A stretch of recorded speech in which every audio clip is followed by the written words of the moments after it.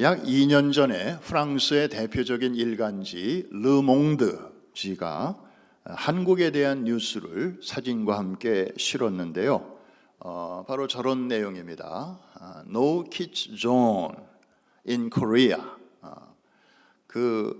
아마 다른 나라에서는 별로 볼 수 없는 그런 내용이 이제 화제였기 때문에 저렇게 실린 것 같습니다. 그러면서 그 신문에 이렇게 썼어요. 한국 사회가 저출산으로 몸살을 앓고 있는 것이 우연이 아니다.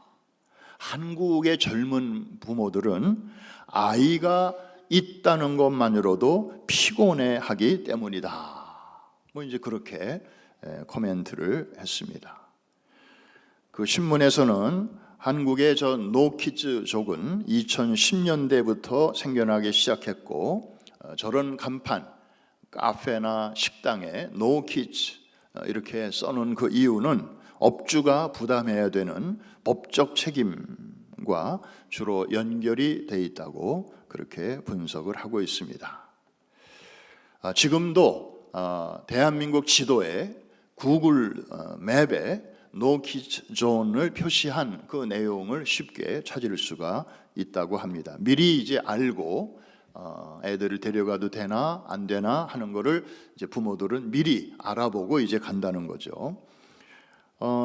그런데 이게 애들만의 문제가 아니에요. 이게 어른들, 시니어들한테도 이게 이제 번졌습니다. 저 오른쪽에 빨간 선 안에 보시면 No Senior Zone이라는 것도 생겼어요.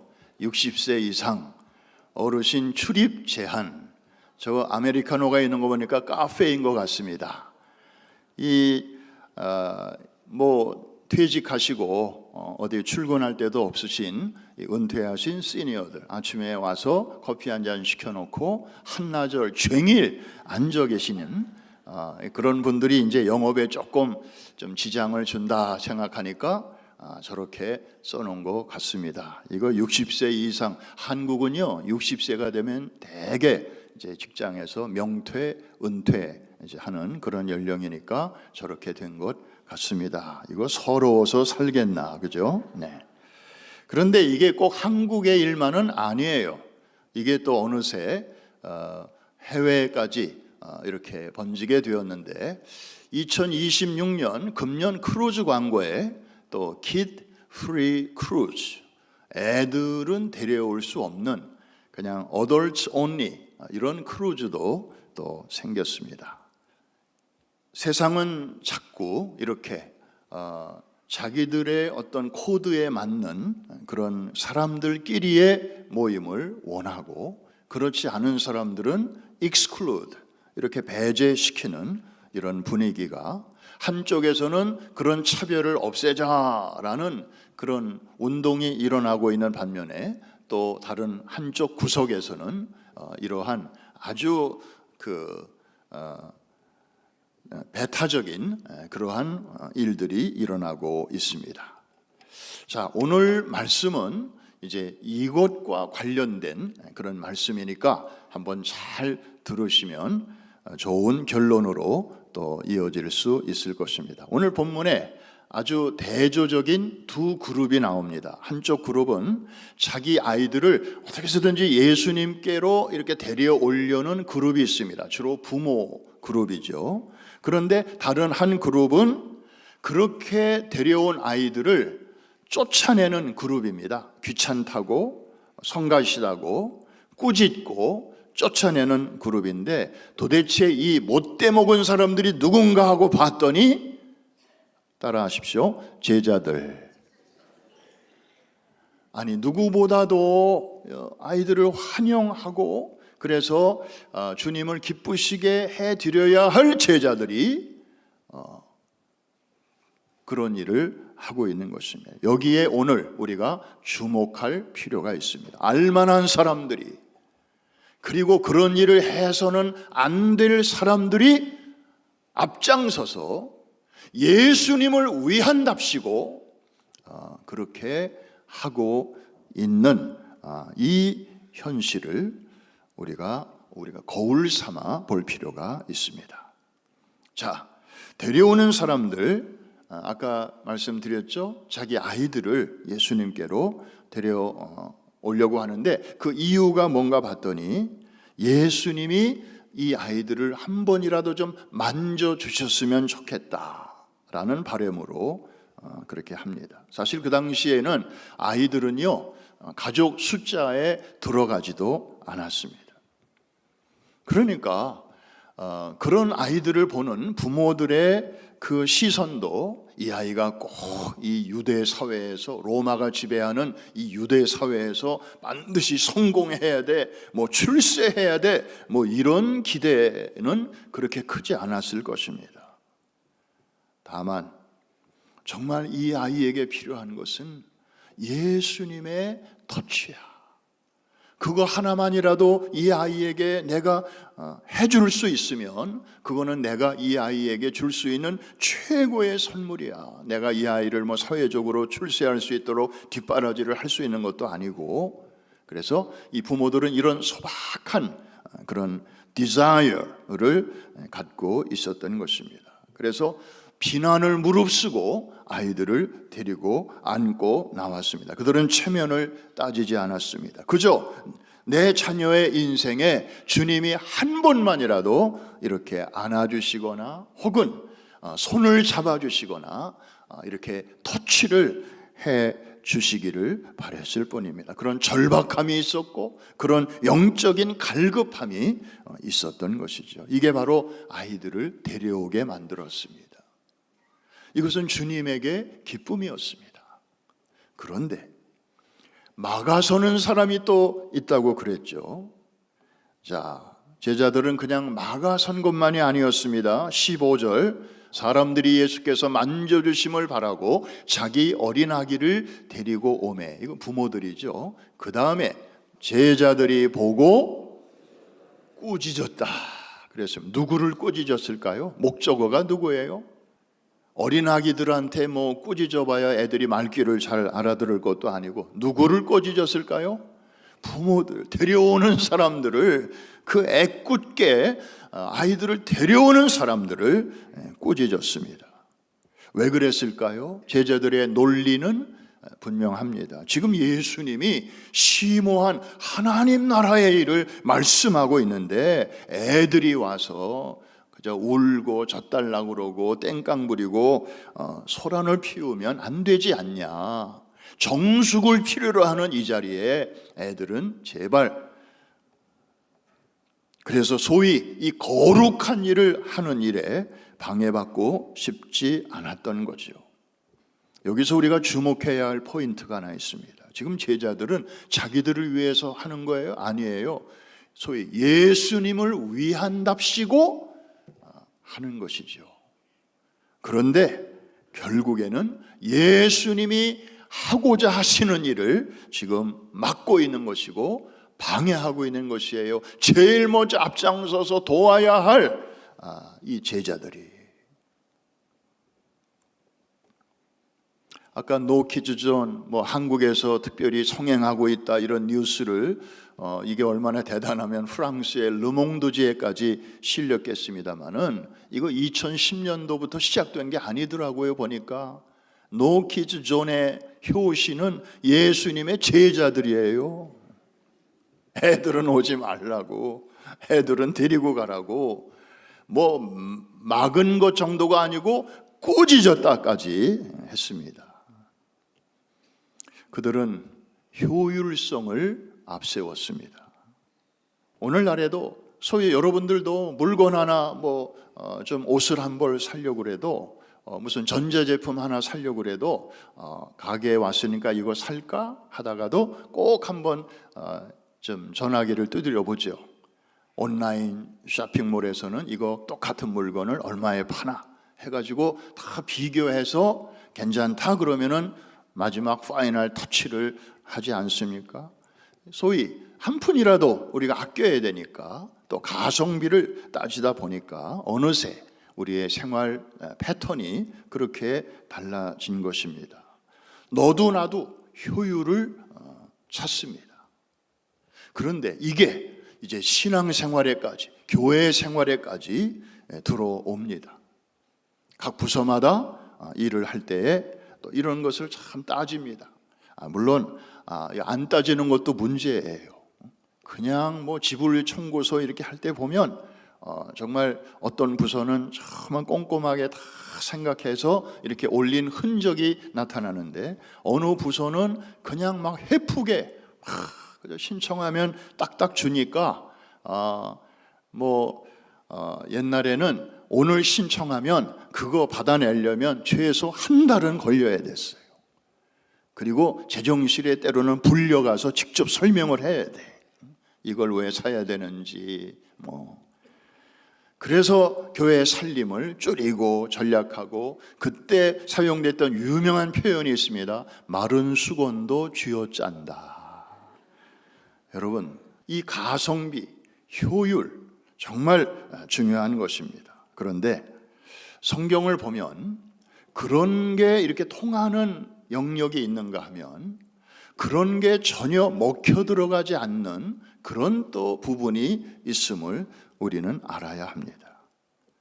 자, 누가복음 15장에 나오는 그 유명한 이야기, 양 100마리 중에 세어보니까 한 마리가 없는 거예요. 그래서 그때 그 주인이 하는 행동이 무엇입니까? 99마리는 들판에 그대로 이렇게 두고 잃어버린 한 마리 양을 찾으러 이제 나갑니다. 들판을 헤매기를 시작합니다. 여러분, 이거 여러분이라면 그렇게 하겠습니까? 아니, 그 한 마리 찾다가 잘 있는 99마리 중에 또 몇 마리가 또 이렇게 거기서 흩어지면 더 큰 문제가 생기는데, 여러분 같으면 어떻게 하시겠습니까?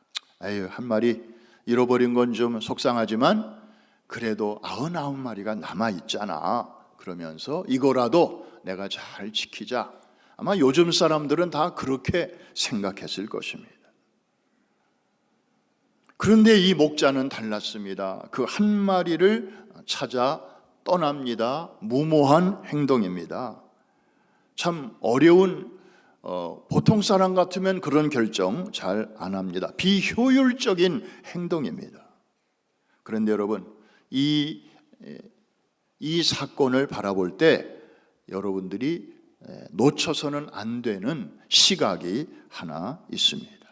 지금 예수님은 옛날 얘기 하시는 게 아니거든요. 현재 얘기를 하시는 거예요. 그리고 우리를 대하시는 하나님 아버지의 마음을 지금 이 스토리를 통해서 우리에게 하고 계신단 말이죠. 아니, 아무리 그래도 하나님의 생각이 우리보다 짧으시겠습니까? 하나님이 그렇게 아주 무모한 분입니까? 하나님이 정말 그렇게 계산도 못하시는 그런 아주 꽉 막힌 분이시냐고요? 그렇지 않을 거 아니에요. 그런데 그 한 마리를 찾아서 떠나시는 그 하나님의 마음 깊은 곳에는 한번 따라하십시다. 뭔가가 있다. 그런데 그 뭔가가 남의 일이 아니고 나와도 관련이 있다, 이렇게 생각이 되면 이 사건이 달리 보일 수밖에 없습니다. 그것은 그 잃어버린 한 마리의 양은 내가 모르는 저 어딘가에 있는 남 얘기가 아니고 그게 바로 하나님이 보시는 나다. 그게 바로 내 모습이다. 우리는 벌써 이 사실을 잊고 삽니다. 그리고 성경에 나오는 이 이야기를 다 남 얘기로 봅니다. 이게 내 얘기라고 생각하면 여러분들은 이 내용을 묵상할 때마다 그냥 지나갈 수가 없어요. 그 모든 위험을 무릅쓰고 나를 찾아 나섰던 목자의 그 사랑, 그 무모한 집념, 그것이 아니었다면 여기 서 있는 저는, 그리고 여기 앉아 계시는 여러분은 과연 지금 이 아침에 과연 예배자로 나와서 예배할 수 있었을까?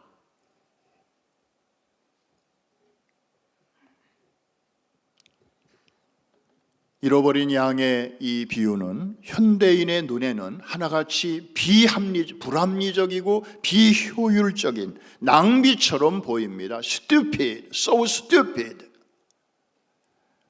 회사를 운영하는 사람들이라면 절대 그렇게 안 할 거예요.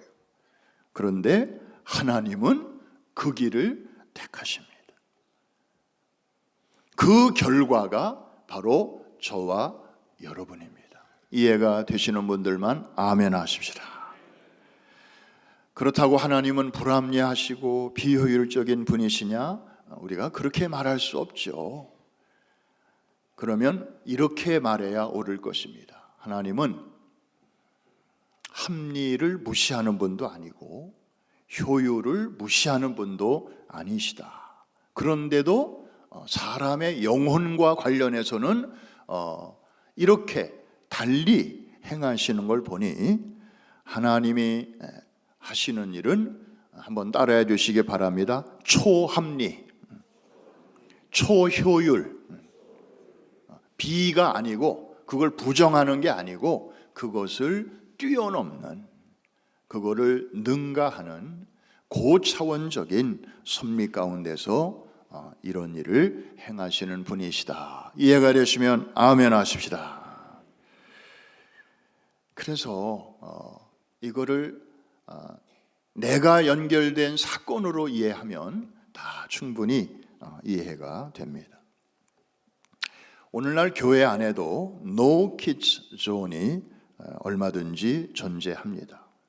여기서 말하는 그 내용은 꼭 어린 아이들만을 이야기하는 것은 아닙니다. 여러분이 교구나 목장 안에서 혹은 어떤 기관에서 혹은 아래층에 내려가서 식사할 때도 여러분과 또 다른 성도 사이에 보이지 않는 어떤 그 벽이 있을 수 있습니다.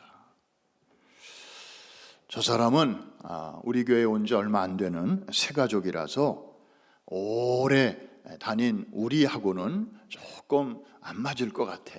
우리는 그동안에 서로를 다 이렇게 오픈하고 삶을 나누고 그런 교제를 오랫동안 해서 우리는 뭐 눈빛만 봐도 저 사람이 지금 기분이 좋은지 어떤지 또 문제가 있는지 없는지 행복한지 힘든지 우리는 다 알잖아.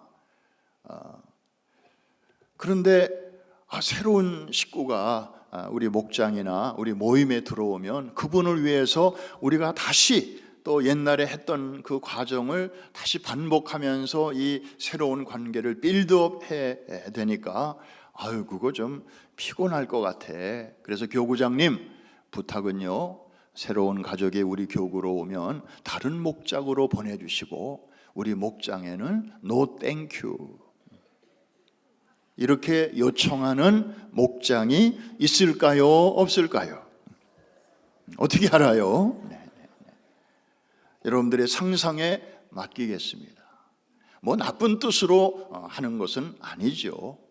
그런데 거기에 분명히 보이지 않는 벽이 있다는 것은 우리가 부정할 수가 없습니다. 누구는 되고 이런 사람은 되고 저런 사람은 안 되고, 이게 바로 오늘날의 No Kids Zone, No Senior Zone 이런 것들이 이제 이렇게 생겨나게 되는 것입니다.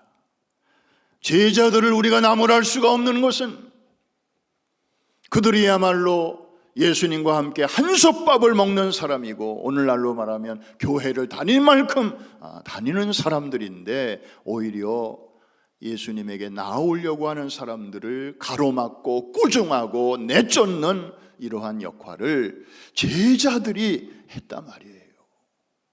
알만한 사람들이 한 거예요.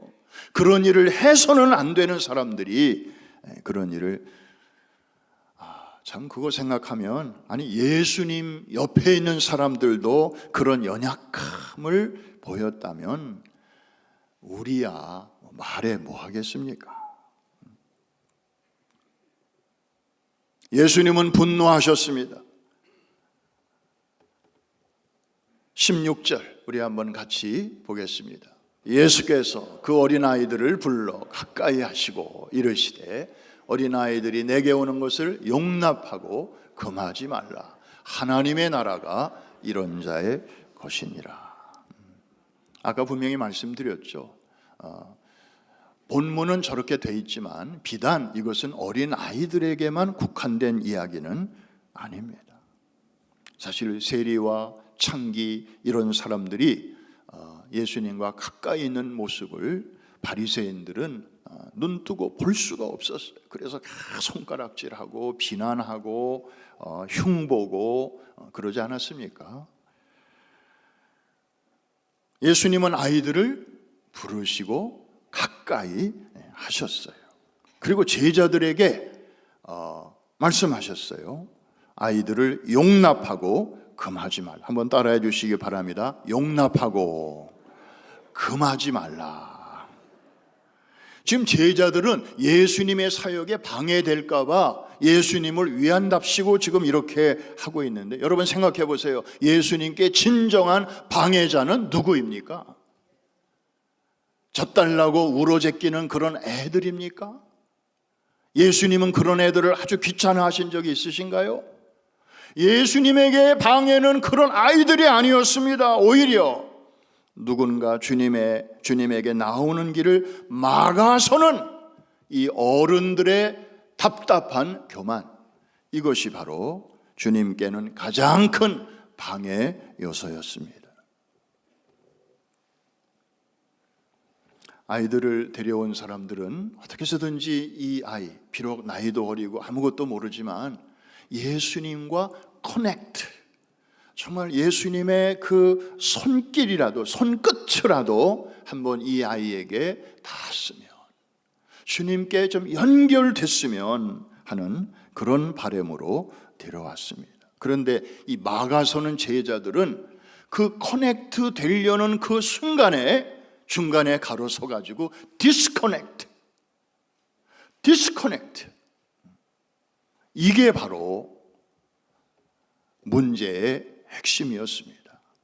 자기의 판단을 기준으로 주님께 나아가는 그 길에 장벽을, 바리케이트를 지금 세우고 있었던 것입니다. 오늘날 우리 한국도 그렇고 미국은 조금 덜 하긴 합니다만은, 그러나 본질은 크게 다르지 않을 것인데, 자녀들에게 학원가라고 떠밀기 전에 교회 예배의 자리, 가정 예배의 자리로 우리 부모들이 자녀들을 잘 데리고 오는지 한번 가슴에 손을 얹고 생각해 보시기를 바랍니다. 만일에 그렇다면 그분은 데려오는 사람입니다. 그런데 혹시 어느 부모가 너 이제 11학년이 됐잖아. 11학년, 12학년은 되게 중요한 때잖아. 그러니까 교회는 나중에 네가 원하는 대학에 가면 마음껏 다닐 수 있잖아. 그러니까 요 1년, 2년은 교회 가지 말고 그 시간에 학원 가고, 그리고 온라인으로 이렇게 교회 친구들하고는 교제해.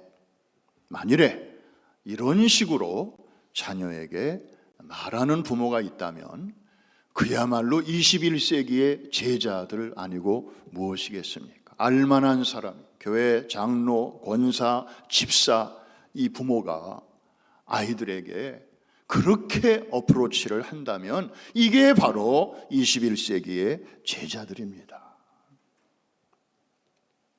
아무도 아멘을 안 하시잖아요. 부모가 막아서는 것이에요. 이렇게 해도 신앙생활은 이렇게 해도 된다는 것을 그 아이들에게 암묵적으로, 아니 아주 행동으로 본을 보이고 있는 거잖아요.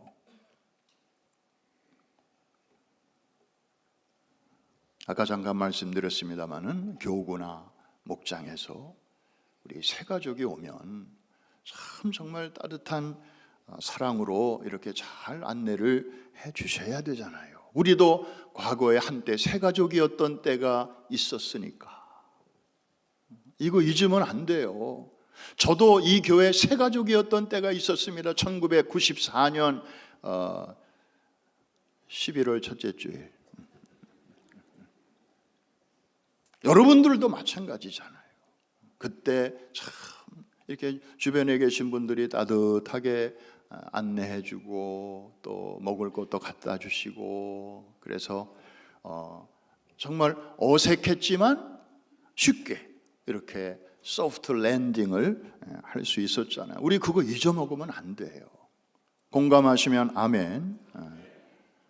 한번 따라합시다. 나도 새가족이었던 때가 있었다. 네. 그거 한 가지만 기억하면 우리가 지금처럼 그렇게 쌀쌀맞게 하지는 않을 거예요. 이따가 한번 볼 거예요. 점심에 줄 서가지고 음식을 탔는데 어디 앉을까 두리번 하는 분들, 저는 그런 분들 보면 정말 마음이 아파요. 빈자리가 있어서 앉으려고 그러면 여기 우리 목장 식구들 앉는 자리라고, 찜 해놨다고, 딴 데 가시라고. 그럴 때 그 쓸쓸히 돌아서야 하는 그 마음, 손에는 빈손도 아니고 지금 뭐 뜨거운 국과 무거운 밥과 반찬이 잔뜩 들렸는데, 아니 목장 식구들 그거 조금 뭐 매주일 만나는 사람들인데 그냥 좀 앉으시라고 하면 안 돼요. 그렇게 하면 어디가 덧나요 진짜.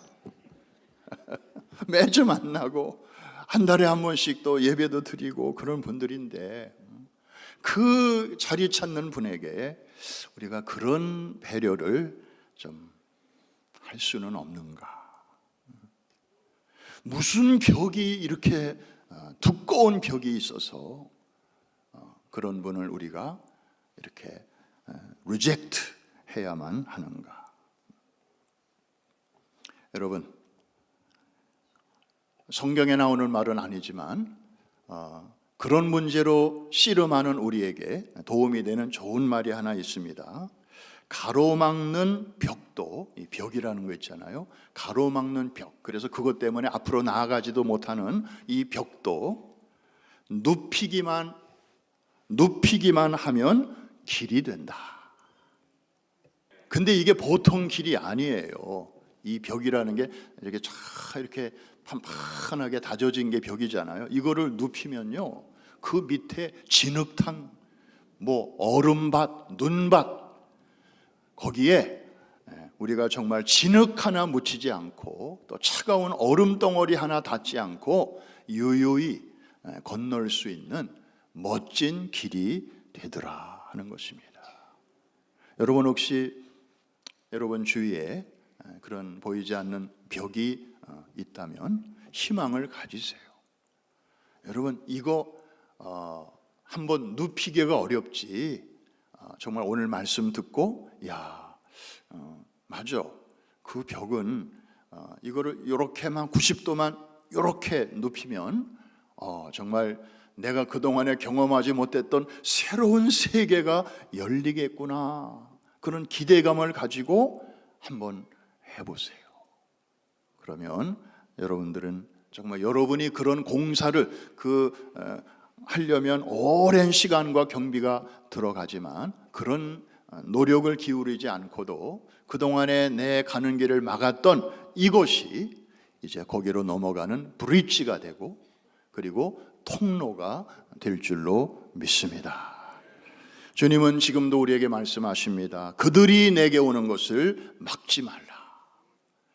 용납하고 그들을 막지 말라고 말씀합니다. 꼭 어린아이들 얘기만이 아니에요. 여러분의 어떤 코드에 맞지 않는 어떤 다른 사람일 수 있습니다. 새가족일 수 있고, 뭔가 좀 이렇게 연약함을 가진 그런 사람들이라서 다른 사람들이 별로 이렇게 관심을 주지 않는 그런 사람일 수도 있습니다. 여러분, 우리는 요즘 계속 선교적 교회, 선교적 인생 생각하고 있습니다. 이거는 절대로 구호가 아닙니다. 구호로 끝져서는 안 되는 내용입니다. 설령 그런 구호의 수준에 있다면 우리는 무슨 수를 써서라도 그것을 우리의 삶의 현장으로 끌어들여야 할 내용들입니다. 이해가 되시면 아멘. 왜? 이거보다 더 중요한 주제는 없으니까요. 여러분, 제가 성경을 요새 다시 보는데요, 이야, 정말 성경이 그런 책이로구나. 하나님이 이런 분이시로구나. 하나님은 창세기 3장부터 요한계시록 19장, 주님이 다시 오시는 거기까지, 여기서부터 여기까지 성경에서 우리가 만나는 하나님은 선교의 하나님이시더라고요. 미시오 데이. 정말 선교를 가장 많이 생각하시는 분이 우리 하나님이세요. 일단 아멘부터 하십시다. 그래서 그 하나님이 죄 가운데 있는 우리를 선교하시고 어둠에서 빛으로 사단의 권세에서 하나님의 나라로 우리를 옮기시려고 하신 가장 위대한 행동이 무엇이에요? 아들 예수 그리스도를 선교사로 보내신 일이에요. 그 결과 저와 여러분이 그 선교의 열매가 되어서 이렇게 하나님을 아버지라고 부를 수 있게 된 것입니다. 성령님은 어떤 분이세요? 선교의 영이십니다.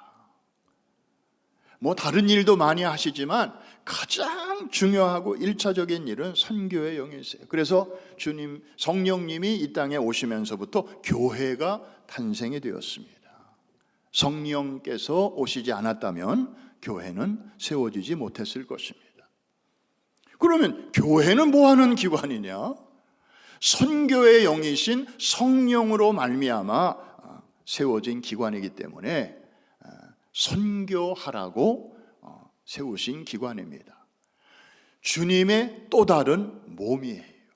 주님이 이 땅에 오셔서 하나님 나라 운동을 하시다가 가셨잖아요. 이게 바로 전도와 선교인데, 이제 주님이 하시던 일을 고스란히 테이크 오버 해가지고 그 일을 하는 기관이 바로 교회입니다. 물론 교회가 예배도 드리고 교육도 해야 되고 뭐 봉사도 해야 되고 커뮤니티 서비스도 해야 되고 뭐 구제도 해야 되고 수많은 일들이 많이 있지만 선교는 그 중에 하나가 아니에요.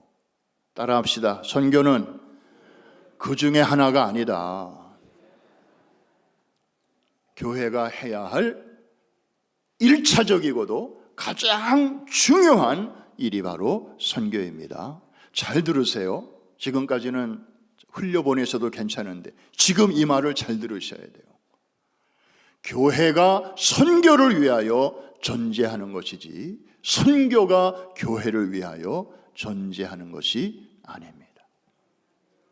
이 말을 제대로 마음으로 받으시는 분들은 정말 교회가 뭔지를 이해하시는 분들이에요. 그런데 이게 오기는 오는데 알쏭달쏭한 분들은 아직 교회론이 확실하게 내 안에 들어와 있지 않은 거예요. 한 번 더 하겠습니다. 교회가 선교를 위하여 존재하는 것이지 선교가 교회를 위하여 존재하는 것이 아니다. 선교는 교회가 해야 할 많은 일 중에 하나, n분의 1이 아닙니다. 사실 다른 일들은 꼭 교회가 아니라도 뭐 다른 단체들이 얼마든지 할 수 있어요. 우리 주변에 어려운 사람들 도울 수 있고 또 뭐 다음 세대 교육도 할 수 있고 얼마든지 얼터너티브가 많아요. 그러나 정말 복음을 전해서 죽어있던 영혼이 정말 예수 그리스도 안에는 영원한 생명의 접붙임을 받아서 정말 하나님의 자녀가 되게 하는 이 놀라운 구원의 역사는 교회 밖에는 할 수 없는 것입니다. 우리가 그 일을 소홀히 하면 누가 대신 해줄 사람이 없는 거예요. 우리가 이거를 알아야 돼요. 그래서 선교적 교회, 선교적 인생, 이거는 옵셔널이 아닙니다. 사실은 이거는 이런 구호를 걸 필요도 없는 거예요. 왜? 마땅히 그래야 되는 것이고 이건 당연한 것이니까. 그런데도 우리가 부족해서, 우리가 연약해서 자꾸 선교를 좀 이렇게 부분적인 것으로 생각하니까 그것을 이제 이 패러다임을 좀 바꾸기 위해서 이렇게 애를 쓰는 것입니다. 말씀을 마칩니다. 그들이 내게 오는 것을 막지 말라. 선교적 인생은 누군가를 주님에게 커넥트 시키는 것입니다. 그런데 주님을 가장 슬프게 하는 것은 오려고 하는 사람을 중간에서 막아서서 디스커넥트 시키는 것입니다. 오늘 본문에서는 뜻밖에도 그 어처구니 없는 일을 제자들이 하고 있었습니다. 요즘 말로 말하면 교회 오래 다닌 사람들, 교회를 알만한 사람들, 주님과 시간을 가장 많이 보낸 사람들이 주님을 위한다고 하는데 주님을 가장 힘들게 하고 슬프게 했습니다. 이런 일이 얼마든지 우리에게도 일어날 수 있음을 경고하시는 말씀입니다. 선교적 인생은 거창한 것이 아니고 멀리 있는 것도 아니고 달력을 놓고 몇 월 며칠부터 며칠까지 내가 휴가를 내서 어느 나라에 선교를 다녀와야 되겠다. 그것만 선교, 물론 굉장히 중요한 선교의 내용입니다마는 갔다 온 다음에는 금년에 내가 할 선교 다 했다.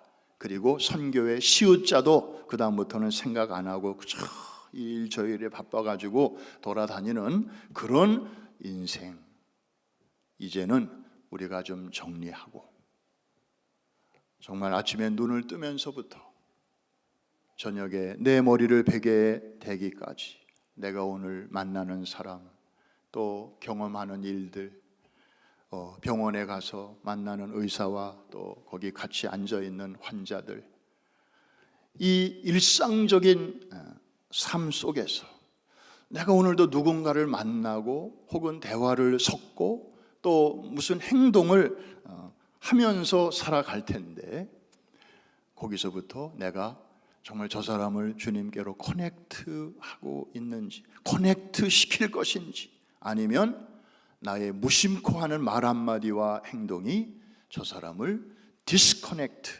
시키고 있는지 우리가 늘 질문해야 할 것입니다. 그러면 답이 나옵니다.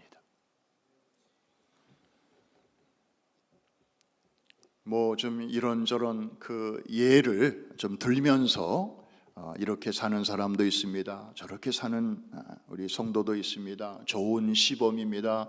이거는 아주 나쁜 시범입니다. 할 얘기가 너무너무 많지만 그런 이야기는 여러분들이 하도 이제 많이 들어서 다 이제 오리엔테이션이 되어 계시리라고 생각하고, 어쨌든 결론은 이 세상의 모든 관계는 선교적 관계이다. 그래서 어떤 사람은 커넥트 시키는 사람이 있고 어떤 교인은 사람들을 디스커넥트 시키는, 그래서 주변에 있는 사람들이 내가 저 사람 믿는 그 종교는 내가 절대 가나봐라, 내가 저 사람 다니는 교회 절대 가나봐라, 이거 디스커넥트 시키는 거죠. 그런데 저분은 나보고 예수 믿으라 소리 한마디도 안 하는데도 하는 거 보면 너무 멋있어, 매력이 있어, 닮고 싶어, 괜찮은 사람이야. 이거는 커넥트 시키는 것입니다. 여러분, no kids, no senior 등등 다 이렇게 디스커넥트, 익스클루드 시키는 이런 시대의 한복판에서 정말 어린이와 청소년과 젊은이들과 또 우리 장년들과 시니어들과 또 넌 커리언들까지 우리가 이렇게 배제하지 않고 커넥트 시키는 선교적 삶의 주인공들이 언제부터가 아니라 here and now부터 시작될 수 있기를 주님의 이름으로 축복합니다.